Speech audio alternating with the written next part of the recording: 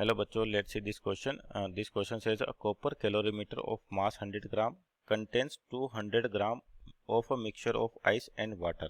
Steam at 100 degrees Celsius under normal pressure is passed into the calorimeter and the temperature of the mixture is allowed to rise 50 degrees Celsius. If the mass of calorimeter and its content is now 330 gram, then what is the ratio of ice and water in the beginning? Neglect heat losses. और आपको specific heat दे रखी है copper के लिए, specific heat water की दे रखी है, latent heat दे रखी है आइस के लिए और स्टीम के लिए लेटेंट हीट दे रखी है। तो होगा क्या है आपके पास जो क्वेश्चन है, क्या सेंस है कि आपके पास एक कैलोरीमीटर है, इसका मास दे रखा है आपको कैलोरीमीटर का, एम सी लिख देते हैं इसको, कितना 100 ग्राम 100 ग्राम, और आपको जो डेटा दे रखा हो एसआई सिस्टम का है तो इसको अपन क्या लिख सकते हैं 0.1 किलोग्राम लिख सकते हैं। तो कैलोरीमीटर इसका मास कितना है 0.1। उसी तरह से उस कैलोरीमीटर के अंदर मिक्सचर है आपके पास 200 ग्राम का, जिसमें आइस भी है और वाटर भी है। तो मान लेते हैं अपन मास ऑफ आइस इनिशियली जो किसके अंदर है कैलोरीमीटर में m kg। तो मास ऑफ वाटर कितना हो जाएगा आपके पास, मास ऑफ वाटर कितना हो जाएगा 200 ग्राम है टोटल, यानी कि 0.2 किलोग्राम, और इसमें से क्या निकाल दें, आइस को बाहर निकाल दें तो आपके पास वाटर बच गया।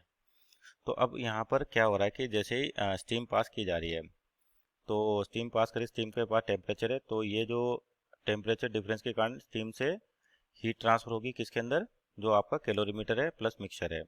तो स्टीम से जब हीट निकलेगी तो इसका टेम्परेचर कम होगा, लेकिन स्टीम पहले क्या करेगी, अपना फेस चेंज करेगी। तो क्योंकि जो स्टीम का नॉर्मल प्रेशर पे आपके पास जो बॉइलिंग पॉइंट है वो कितना है 100 डिग्री सेल्सियस। तो जैसे अगर इसे हीट निकलती है बाहर तो यहाँ पे टेम्परेचर ड्रॉप होगा, लेकिन स्टीम डायरेक्ट क्या होती है, पहले अपना फेस चेंज करती है और वाटर में चेंज होगी। तो यहाँ पर जो की कॉन्सेप्ट है आपके पास,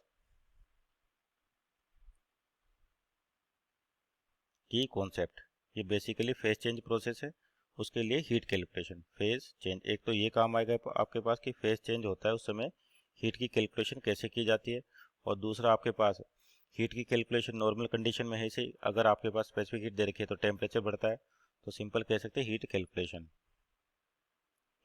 कैलकुलेशन।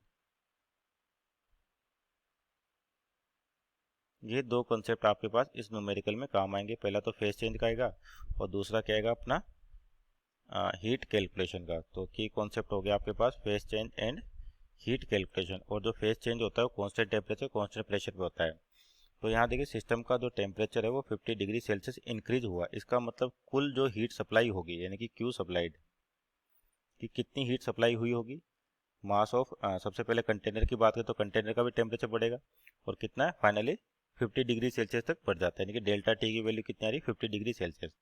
तो सबसे पहले कैलोरीमीटर की बात करें तो हीट क्या होती है, mass of calorimeter into specific heat of calorimeter into delta T, plus आपके पास क्या है 200 ग्राम मिक्सचर जिसमें आइस, और आइस को क्या माना अपन एम, और ये आप यहाँ पर क्या होगा, जो आइस है अगर वो क्या करेगी हीट लेगी तो पहले तो अपना फेस चेंज करेगी, फिर वो किस में कन्वर्ट होगी, वाटर के अंदर कन्वर्ट होगी।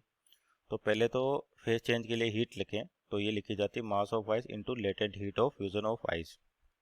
ये आपके पास कितना टेम्परेचर 50 डिग्री सेल्सियस पहुंचाना है। तो पहले जब फेस चेंज होगा m इंटू एल एफ, इसका मतलब जो आइस है 0 डिग्री सेल्सियस पे वो कन्वर्ट किसके अंदर हो जाएगी, वाटर के अंदर कन्वर्ट हो जाएगी। यानी कि यहाँ साइड में लिख देते हैं इनिशियली कि आइस के लिए बात करें, आइस के लिए जो हीट होगी हीट कैलकुलेशन, तो पहले तो आइस किस में चेंज होगा, वाटर में। तो ये कौन सा प्रोसेस है, फेस चेंज प्रोसेस है। तो इसके लिए जो फेस चेंज के लिए हीट लिखी जाती है वो आती है latent heat m into L F, तो वही अपन ने यहाँ पर यूज़ की है। और इसके बाद क्या होगा, आइस वाटर में बदल गई, अब कंटिन्यूस हीट सप्लाई हो रही है तो आपके पास टेम्परेचर किसका बढ़ेगा, वाटर का ही बढ़ेगा। क्योंकि स्टार्टिंग में तो क्या होगा आपके पास पहले फेस चेंज होगा और यहाँ पे जो हीट लिखी जाती है m इंटू एल एफ, अब वाटर आपका आइस के साथ इनिशियली 0 डिग्री सेल्सियस पे और फाइनल कितना हो रहा है 50 डिग्री सेल्सियस। तो जो पहले आइस थी m अमाउंट की वो भी क्या होगी, मेल्ट होगी और क्या बन गई, वाटर होगी। तो टोटल मिक्सचर में जो दे रखा है 200 ग्राम, शुरुआत में आइस है इसके अंदर, वाटर है, लेकिन जब आइस किसके अंदर मेल्ट हो गया, वाटर में चेंज हो गया आपके पास, तो टोटल मास कितना आ जाएगा 200 ग्राम। तो इसको क्या लिख सकते हैं अपन, 0.2 किलोग्राम इंटू ये क्या बन गया, वाटर बन गया, तो वाटर की specific heat of water into delta T. यहाँ पे जो इंपॉर्टेंट चीज़ है वो इसके लिए हीट की इक्वेशन लिखना है आइस के लिए, कि आइस क्या करेगा, पहले हीट लेगा तो अपना फेज चेंज करेगा, फिर हीट कंटिन्यूस सप्लाई हो रही है तो फिर वाटर का टेम्परेचर इंक्रीज होगा, तो जो यानी कि आइस थी वो भी मेल्ट होगी। इसका मतलब अब पूरा का पूरा वाटर होगा और पूरा मिक्सचर का मास कितना 200 ग्राम, तो यानी कि आपके पास 200 ग्राम अब क्या बन जाएगा, वाटर बन जाएगा जब इसका टेम्परेचर 50 डिग्री सेल्सियस चेंज हो जाएगा। तो यहाँ पर ये तो होगी हीट की रिक्वायरमेंट, यानी कि जो हीट सप्लाई हुई अपने पास इतनी हीट सप्लाई हुई। अब ये देगा कौन, स्टीम देगी आपके पास। अब यहाँ पर एक और चीज़ देखिए, स्टीम जो फाइनल कंटेंट है उसका मास कितना 330 ग्राम और इनिशियल कंटेंट का कितना 300 ग्राम ही है, तो इसका मतलब जो स्टीम है वो कंडेंस हुई होगी और कितनी हुई होगी 30 ग्राम, क्योंकि स्टीम ही किसके अंदर जाएगी, वाटर के अंदर चेंज होगी आपके पास। तो यानी कि अमाउंट ऑफ स्टीम निकाले अपन, अमाउंट ऑफ स्टीम जो कंडेंस हुई है कितनी हो जाएगी 330 माइनस 300, तो यानी कि 30 ग्राम। तो यानी कि जो स्टीम पास हो रही है आपके पास उसमें से 30 ग्राम स्टीम आपके पास मेल्ट होगी, तो इसको अपन लिख सकते हैं 0.03 किलोग्राम, यानी कि जो स्टीम कंडेंस हुई है वो कितनी आएगी 0.03 किलोग्राम। तो अगर स्टीम कंडेंस हो रही है इसका मतलब ये हीट रिलीज होगी यहाँ से, है ना।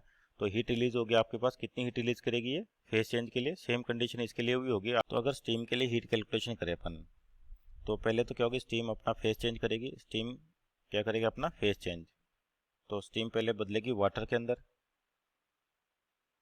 और स्टीम का जो टेम्परेचर इनिशियली कितना है 100 डिग्री सेल्सियस, तो फेस चेंज होगा तो इसका भी टेम्परेचर कितना होगा 100 डिग्री सेल्सियस। और अब वाटर का क्या होगा, आपके पास हीट कंटिन्यू सप्लाई हो रही तो वाटर का टेम्परेचर डिक्रीज होगा और कहाँ तक जाएगा आपके पास 50 डिग्री सेल्सियस तक। वाटर कितना है 50 डिग्री सेल्सियस, और मास कितना है स्टीम का 0.03 किलोग्राम, तो जो वाटर बना 0.03 किलोग्राम, ये 100 डिग्री सेल्सियस से 50 डिग्री सेल्सियस पे, तो यहाँ से हीट रिलीज होगी, तो यहाँ से जो हीट रिलीज होती है फेस चेंज में वो क्या लिखी जाती है m into L V, latent heat of vaporisation या कंडेंसेशन। उसके बाद यहाँ से देखो टेम्परेचर चेंज हो रहा है तो यहाँ से भी हीट रिलीज होगी आपके पास, तो ये तो होता है simple M S delta T. तो मेन हीट आपके पास ये है जब फेस चेंज हो रहा है, और प्लस जब ये चीज़ होगी तब भी हीट की रिक्वायरमेंट होगी, और सॉरी हीट रिलीज होगी, और उसकी वैल्यू भी क्या होगी एम एस डेल्टा टी, जो अपन यूज़ करते आ रहे हैं। तो जैसे आइस के लिए है आपके पास, आइस वाटर में बदलेगा, तो यहाँ पे latent heat m into L F, जब वाटर का टाइम 0 से 50 डिग्री सेल्सियस जाएगा तो यहाँ पर भी हीट की रिक्वायरमेंट होगी, और वो भी कितनी होगी एम एस डेल्टा टी। ये तो अमाउंट ऑफ हीट रिलीज, तो अपन हीट रिलीज निकाल सकते क्यू आर। नेक्स्ट स्लाइड में देखें इसको, तो हो जाएगा क्यू आपके पास पहले तो स्टीम के लिए, तो स्टीम कितनी आई थी अपने पास 0.03 into latent heat of vaporisation, plus अभी किस में बदल गया वाटर में, और अमाउंट कितना अभी 0.3 किलोग्राम, तो इसका टेम्परेचर कितना हो रहा है 100 से 50 पहुंच रहा है, यानी कि m mass of water specific heat of water into delta T, जो आपका टेम्परेचर चेंज हो रहा है। यानी कि स्टीम जब आपके पास मेल्ट हुई तो इतनी हीट रिलीज हुई, तो इसको कौन यूटिलाइज करेगा, जो इनिशियल कंडीशन दे रखी थी। तो यानी कि दोनों तरफ से हीट को बैलेंस करें अपन, तो पहले इनिशियली हीट क्या थी, मास ऑफ कैलोरीमीटर जो 100 ग्राम है तो इसको 0.1 किलोग्राम, और स्पेसिफिक हीट दे रखी है आपको कैलोरीमीटर की 0.42 इंटू 10 टू पावर 3, और जो कैलोरीमीटर इसका टेम्परेचर कितना चेंज हो रहा है 50 डिग्री सेल्सियस, तो 50 प्लस अब आपके पास आइस का मास कितना m ले रखा अपन ने, और इसकी लेटेंट हीट है 3.36 into 10 to power 3.36 into 10 to power 5, ये हो गया आइस के लिए। अब पूरा का पूरा मास वाटर हो चुका है यानी कि 200 ग्राम, तो यानी कि 0.2 किलोग्राम इंटू वाटर, तो एस वाटर, और वो कितना दे रखा अपने को वाटर के लिए 4.2 इंटू 10 टू पावर 3, और इसका टेम्परेचर भी कितना चेंज हो रहा है 50 डिग्री सेल्सियस। तो ये हीट किसके बराबर होनी चाहिए, जब स्टीम मेल्ट हो रही है उसके बराबर, तो यानी कि 0.03, और लेटेंट हीट ऑफ वेपराइजेशन दे रखा आपको किसके लिए, स्टीम के लिए 22.5 इंटू 10 टू पावर 5 प्लस 0.03 जो वाटर है आपके पास, और वाटर के लिए 4.2 इंटू 10 टू पावर 3, और इसका टेम्परेचर कहाँ से कहा था 100 से 50 डिग्री सेल्सियस, यानी कि इस पर भी टेम्परेचर चेंज होगा वो 50 होगा। तो इसको सोल्व करें यहाँ से, तो m की वैल्यू जो निकल के आ रही है आपके पास, m आता है लगभग आ रहा है अपने पास 89 इंटू 10⁻³ किलोग्राम। तो इसको क्या कह सकते हैं अपन, 89 ग्राम। तो m आ गया, और m क्या था आपके पास, इनिशियल मास ऑफ आइस। तो आपको रेशो चाहिए किस किस का, इनिशियल जो है आपके पास वाटर और आइस के लिए। तो रेशो क्या हो जाएगा, m डिवाइड बाय आपके पास 200 ग्राम। अगर एक ग्राम में तो यहाँ पे 200 लिख देंगे। स्टार्टिंग में मिक्सचर का मास कितना, 200 ग्राम। अगर किलोग्राम में चलेंगे तो किलोग्राम में भी लिख सकते हैं। तो 200 माइनस m, m की वैल्यू कितनी 89, और ये कितना है 200 माइनस 89, कितना हो जाएगा ये आपके पास लगभग जो रेशो आ रहा है ये आ रहा है 1 डिवाइड बाई 1.26, यानी कि जो आपका रेशो जो पूछा हुआ है r कितना हो जाएगा 1:1.26। So our final answer is 1:1.26। तो इस क्वेश्चन में देखिए एक बार से रिपीट करें क्या क्या कंसेप्ट है कि आपके पास कैलोरीमीटर दे रखा है, उसका मास दे रखा है, उसमें एक मिक्सचर है जिसमें आइस भी है और वाटर भी है। तो और उसका मास भी दे रखा है 200 ग्राम, और अपन इसको किलोग्राम में कन्वर्ट कर लिया। और क्या हो रहा है, स्टीम पास की जा रही है कैलोरीमीटर पे जो 100 डिग्री सेल्सियस पर है। तो क्या होगा, स्टीम से हीट रिलीज होगी, और हीट रिलीज होगी तो कुछ स्टीम आपके पास कंडेंस होगी। कैसे पता चला है कि यहाँ पे फाइनल मास जो दे रखा है वो 330 ग्राम है, और इनिशियल मास कितना था 200। तो यानी कि 30 ग्राम स्टीम मेल्ट हुई होगी आपके पास। तो स्टीम कैसे मेल्ट होती है, पहले तो स्टीम अपना फेस चेंज करेगी, फिर टेम्परेचर आपका कितने तक जा रहा है 50 डिग्री सेल्सियस तक। तो स्टीम का भी जो कंडेंसेशन हुआ वाटर के अंदर, तो इसका टेम्परेचर भी कहाँ तक जाएगा, जो कैलोरीमीटर के अंदर है 50 डिग्री सेल्सियस। तो जो हीट होगी टोटल, जब स्टीम किस में बदल रहा है, वाटर के अंदर, तो पहले तो लेटेंट हीट ऑफ वेपराइजेशन यानी कि m into L we, plus यहाँ पे जो टेम्परेचर चेंज हो रहा है इसका मतलब स्पेसिफिक हीट कैलकुलेशन, तो वो क्या होता है ms डेल्टा टी। तो ये हीट सप्लाई हो रही है अपने पास और सिस्टम का टेम्परेचर बढ़ रहा है, तो यानी कि ये हीट की रिक्वायरमेंट है या इतनी हीट सप्लाई करनी पड़ेगी, और दोनों क्या होनी चाहिए, बराबर होनी चाहिए, सेम होनी चाहिए।